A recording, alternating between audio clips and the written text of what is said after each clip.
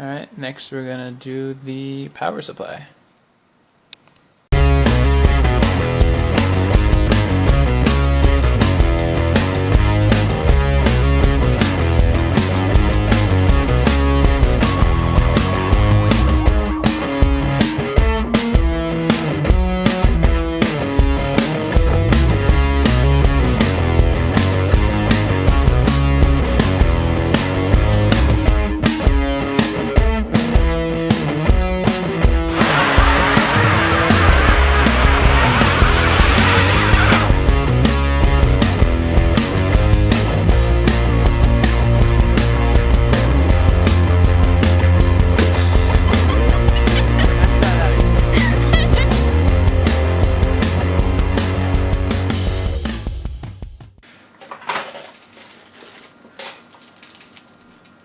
Some Velcro.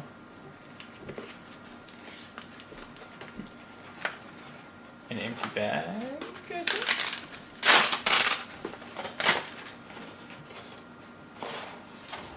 I'll take a bag for all your extra cables and stuff.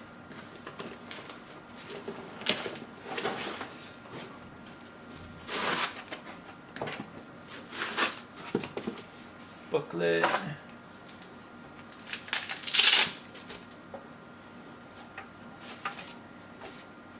The thing that I really liked about this power supply was the you could pick and choose whatever you needed to have it plugged in. One thing you do want to be careful about when installing the power supply is, like, this case has the out of the way so you can actually see it. This case has the bottom where you can put in a fan. So you want to make sure that you're not going to be putting it on carpet or something like that the carpet can get sucked into the fan. But since I'm going to have it on my desk, we'll be okay and we won't need to worry about anything like that. So I can point it with the fan down, which will keep more dust out of the case and more heat out of the case.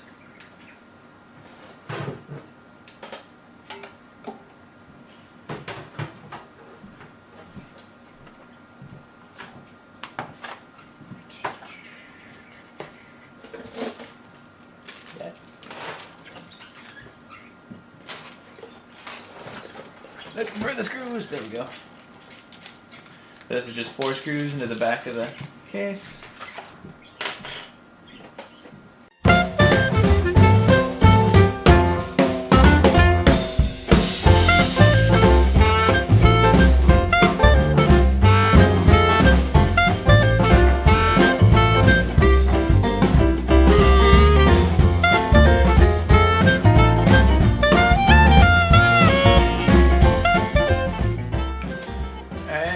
Just leave it like that for now. I'm not going to put any of the cables or anything on it yet. There. Next we have our 480 gigabyte SSD.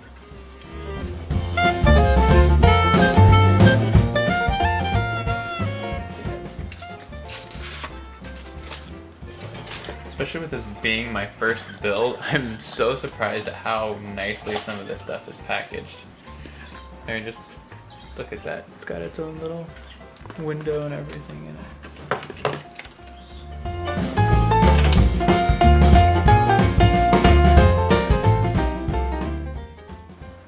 I'm actually thinking about mounting this somewhere else too, where it's more visible. I haven't decided yet, but for now I'm just going to stick it into the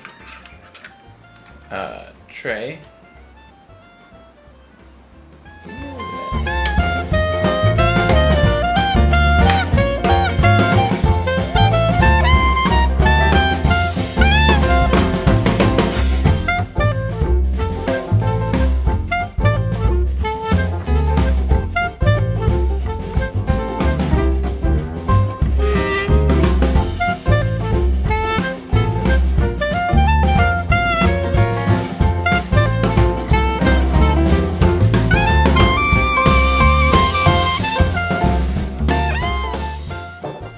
So it's in there. Just add it back in. And I do have 2 of the regular hard drives that I'm going to stick in here. but they're actually on my old computer right now, so I'll be doing that later.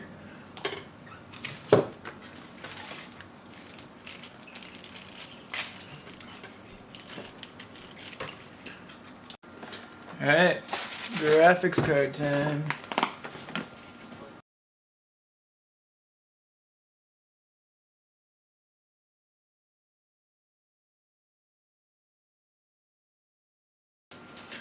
Got power plugs.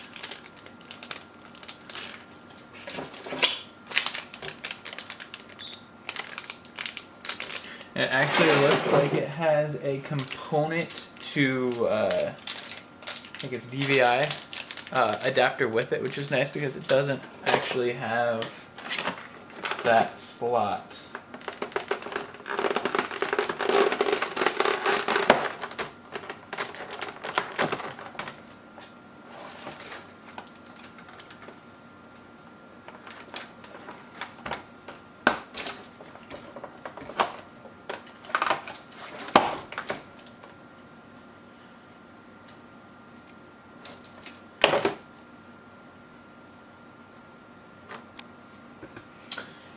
Alright, we're back. So my camera battery died.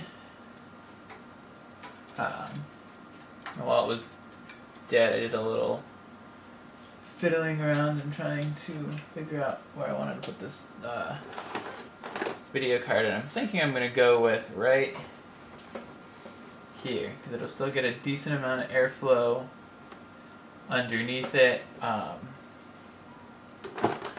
kind of like this plaque. I want to be able to see that. So I'm thinking we're going to go right here with it.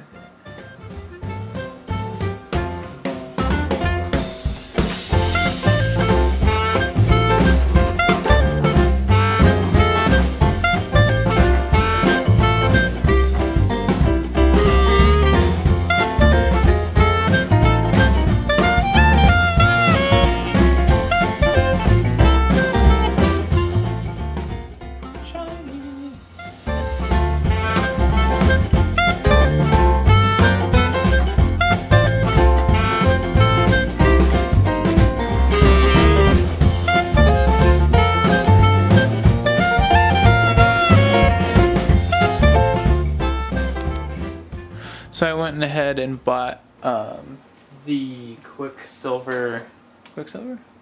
Arctic Silver CPU compound.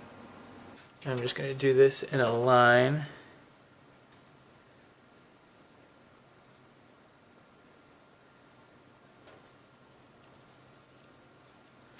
I know different people do it different ways, but that's what I've come up with all the different people or all the different ways I've researched and all that.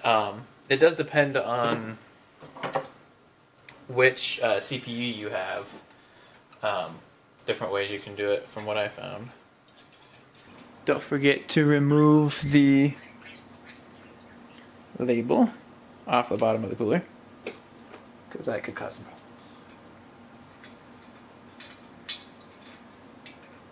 It'd be one of those problems too that you'd be all mad and frustrated about, and then realize, oh crap, it was mine.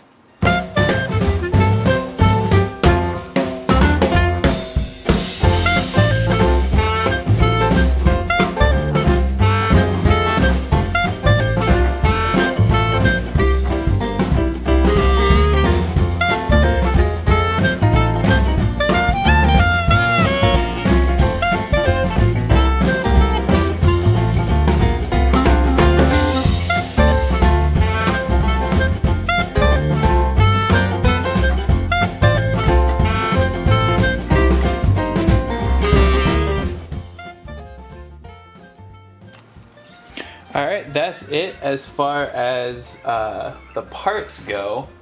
Now we just need to run all the cables.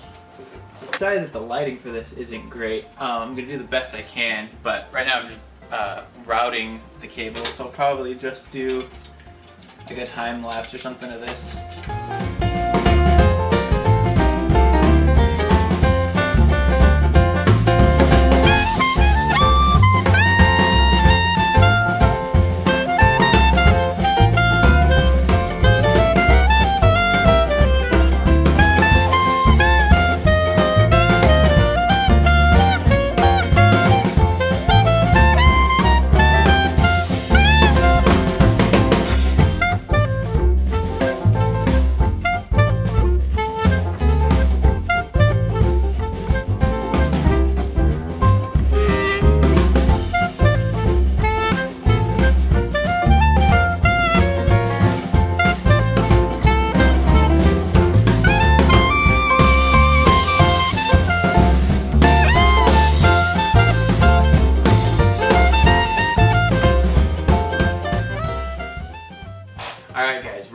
almost there. Stay tuned for part 3 where we actually boot this computer. Although I have a feeling it's not going to go quite right. If you want to see what happens, click on the screen.